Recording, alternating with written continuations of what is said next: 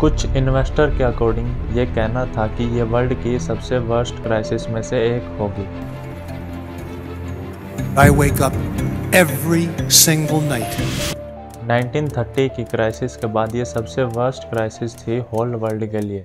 1.7% here, a loss of 37 points or so. Apple shares are just getting hammered this morning. We're down by between 3 and 4.5% generally across these markets. इस crisis ने wall street जैसे Giants को भी घुटनों पर ला दिया था और इस इकोनॉमी कोलैप्स में लाखों लोगों की जॉब चली गई। ये रिसेशन हुआ अमेरिका के इकोनॉमिक सिस्टम की वजह से, जिसमें बैंक्स ने चीप क्रेडिट पब्लिक को दिए और हाउसिंग बबल को प्रायोरिटाइज किया।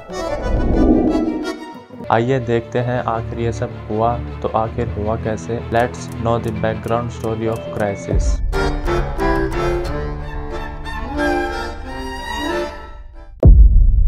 एक्चुअली इसकी स्टार्टिंग हुई मई 2000 में एक पॉजिटिव इंटेंशन के साथ। पॉजिटिव इंटेंशन का वर्ड मैंने इसलिए यूज़ किया क्योंकि उस वक्त .com बबल फूटा था जिसको अमेरिकन इकॉनमी फेस कर रही थी और उसका नुकसान अमेरिका को काफ़ी भारी पड़ रहा था। और इसी के साथ हम देखते हैं 9/11 अटैक, जिसकी वजह से पूरे अमेरिका में मनी का फ्लो काफ़ी कम हो गया था और सभी इन्वेस्टर जिनका पैसा मार्केट में लगा था वो लोग भी अब अपना पैसा मार्केट से निकालने लगे थे, जिसके चलते फेडरल रिजर्व ने federal fund rates interest rate जो मई 2000 में 6.5% था उसको जून 2003 तक 1% पर ले आए थे। इसका एम ये था कि इकोनॉमी को बूस्ट करेगा। देन अगेन मनी का सर्कुलेशन एक कांस्टेंट या हम कह सकते हैं नॉर्मल लेवल पे आ जाएगा और ये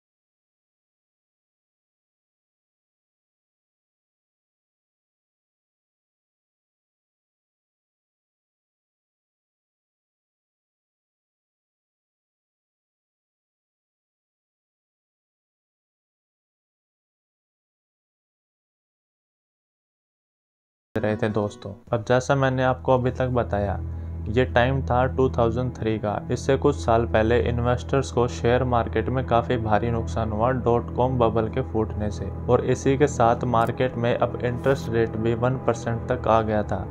देन इन्वेस्टर भी एक अच्छा ऑप्शन ढूंढ रहे थे इन्वेस्ट करने के लिए, जिस वजह से हुआ यूँ कि बैंक इन लोन्स को सेल कर रहे थे वॉल स्ट्रीट बैंक को, मतलब इन्वेस्टमेंट बैंक को। इन्वेस्टमेंट बैंक वो बैंक होते हैं जो एक तरह से मीडिएटर का काम करते हैं। इसमें इन्वेस्टर अपना पैसा इन्वेस्ट करते हैं और इन्वेस्टमेंट बैंक उसको आगे किसी अच्छी जगह इन्वेस्ट करते हैं अच्छे रिटर्न्स के लिए। अब ये इन्वेस्टमेंट बैंक इन बैंक से लोन परचेज कर रहे थे पैसा देकर, जिसकी फिर एक पैकेज की फॉर्म में प्रेजेंट करके इन्वेस्टर को बेचा गया लो रिस्क के साथ और फिर फाइनेंशियल इंस्ट्रूमेंट बनाकर इसको क्रेडिट रेटिंग एजेंसी के थ्रू AAA रेटिंग दिलाई गई, जिसको बिजनेस टर्म में CDOs बोला जाता था, कोलेटरलाइज डेब्ट ऑब्लिगेशन। और देखते ही देखते ये जल्दी ही एक बिग मार्केट के फॉर्म में बनकर सामने आया अमेरिकन में, जिसका profit investor, investment banks, normal bank, credit rating agency सभी उठा रहे थे और बिलियन में रेवेन्यू जनरेट कर रहे थे, जो कि एक अच्छा खासा सोर्स बन गया था इन सभी इन्वेस्टर्स के लिए। और इसी के साथ सिक्योरिटी एंड एक्सचेंज कमीशन ने अक्टूबर 2004 में 5 बड़े इन्वेस्टमेंट बैंक को टारगेट किया इनिशियल इन्वेस्टमेंट को लेवरेज कर सकते हैं अप टू 30 टाइम्स और इवन 40 टाइम्स, जिसमें कुछ बड़े बैंक्स थे गोल्डमैन सैक्स, Merrill Lynch, Lehman Brothers, Morgan Stanley. यहाँ तक इन सभी बैंक्स इन्वेस्टर के लिए सब एकदम अच्छा चल रहा था और इकोनॉमी में मनी सर्कुलेट होने लगा था। इन्वेस्टर्स इन्वेस्ट करने लगे थे। हाउसिंग मार्केट में बिल्डिंग्स के प्राइस दिन पे दिन बढ़ रहे थे और इकोनॉमी एक ट्रैक पे आने लगी थी। लेकिन ऐसा कुछ ज़्यादा दिन और नहीं चल सकते थे और यही फिर जून 2004 से प्रॉब्लम शुरू हो जाती है। ऐसा इसलिए क्योंकि इस वक्त इंटरेस्ट रेट फिर से बढ़ने लगे थे और होम ओनरशिप रीच कर गई थी एक सैचुरेशन पॉइंट को, और फेड इंटरेस्ट रेट को फिर से इंक्रीज करना कर देता है, जिसको 2 सालों के अंदर ही 1% से वापस 5.25% इंक्रीज कर दिया जाता है, जो कि एज इट इज़ रहता है अगस्त 2007 तक। और ये एक शुरुआती लो स्पिरिट साइन थे क्योंकि 2004 तक होम ओनरशिप पीक पर पहुंच गई थी बाय 69.2%। क्योंकि जब फेड ने रेट्स को 1% से बढ़ाया तो धीरे धीरे जो सब प्राइम बोरोवर्स थे वो डिफ़ॉल्ट करने लगे थे, क्योंकि उन इंटरेस्ट रेट के बढ़ने से उनके ऊपर अब प्रेशर आने लगा था।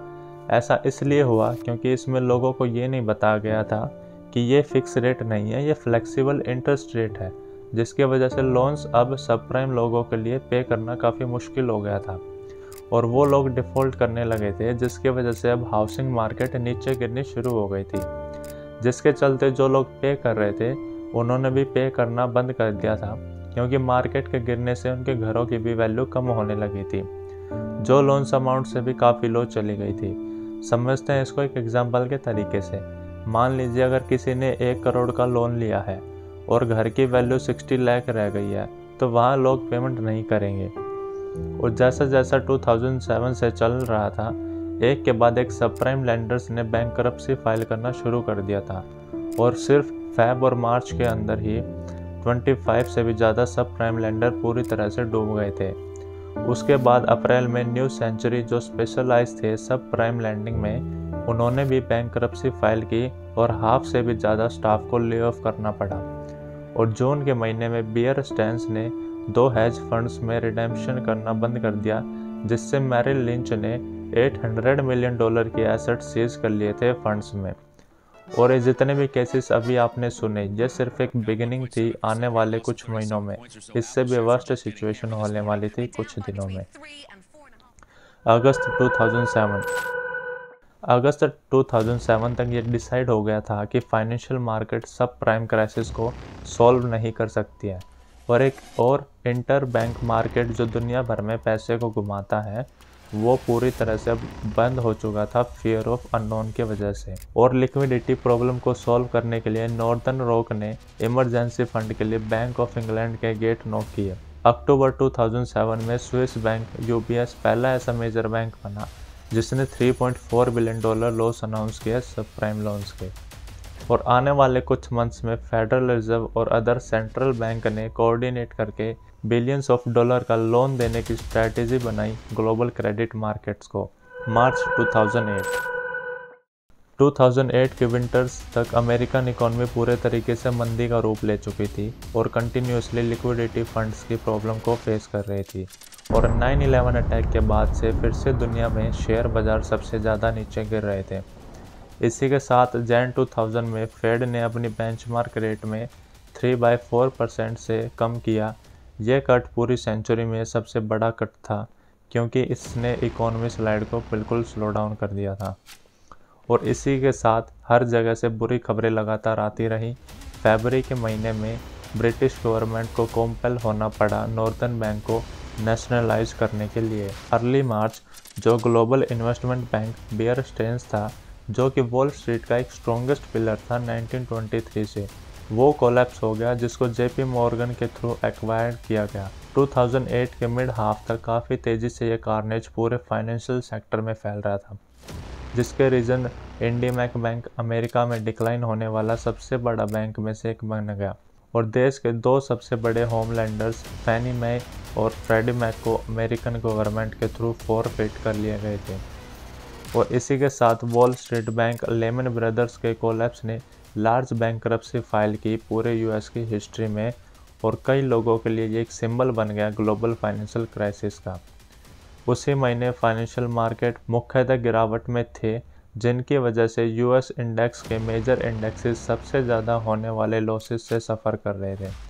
और इसी वक्त Fed, treasury department, White House और कांग्रेस ने कॉम्प्रिहेंसिव प्लान को फर्दर आगे बढ़ाने की कोशिश की, जिससे यह फाइनेंशियल मार्केट में एक क्रैश रुक जाए और इकोनॉमी में फिर से कॉन्फिडेंस बिल्ड हो जाए, जिसके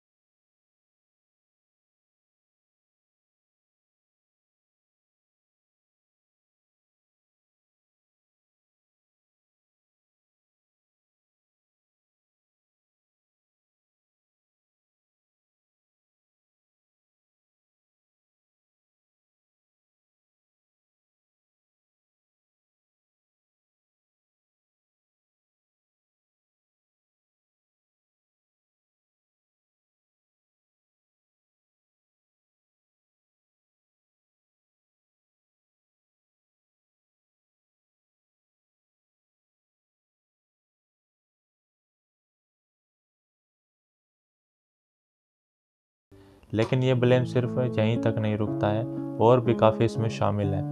वो लेंडर जिन्होंने उन लोगों को होम ओनरशिप दी जो लोग अफोर्ड तक नहीं कर सकते थे। वो इन्वेस्टमेंट मेंटर्स जिन्होंने बैड लोन्स को खरीदा और सीडीओज बनाकर इन्वेस्टर्स को बेचा। वो एजेंसी जिन्होंने इन सीडीओज को टॉप रेटिंग्स दी और ये बताया कि ये सेफ इन्वेस्टमेंट है। वो इन्वेस्टर जिन्होंने रेटिंग्स को अच्छे से चेक किए बिना ही सीडीओज को खरीदा। दोस्तों, इस बीच 2008 से 2015 के बीच 500 से भी ज़्यादा बैंक्स अनसक्सेसफुल हो गए थे, और फेडरल रिजर्व ने इन्फॉर्म किया कि जितने भी स्मॉल बैंक्स थे उनको किसी न किसी बड़े बैंक्स के थ्रू एक्वायर कर लिया गया था। दोस्तों, इतिहास में पहले भी ऐसे बबल्स इकोनॉमिक में बने हैं जिसमें स्टॉक्स की वैल्यू काफ़ी बढ़ जाती है और उस वक्त काफ़ी लोग प्रॉफिट भी अर्न करते हैं। लेकिन 2007-8 की ये फाइनेंशियल क्राइसिस ने एक अलग तरह का बबल था, क्योंकि इतिहास में सिर्फ कुछ ही ऐसे बबल्स रहे हैं जो इतना बड़ा हुआ और जब फटा तो पूरी दुनिया पर उसका असर हुआ और पूरी दुनिया में उसका नुकसान देखने को मिला। अगर ये वीडियो अच्छी लगी तो आपको मेरी प्रीवियस वीडियो भी अच्छी लगेगी जिसमें मैंने बताया कि IPL टीम कैसे पैसा कमाती है।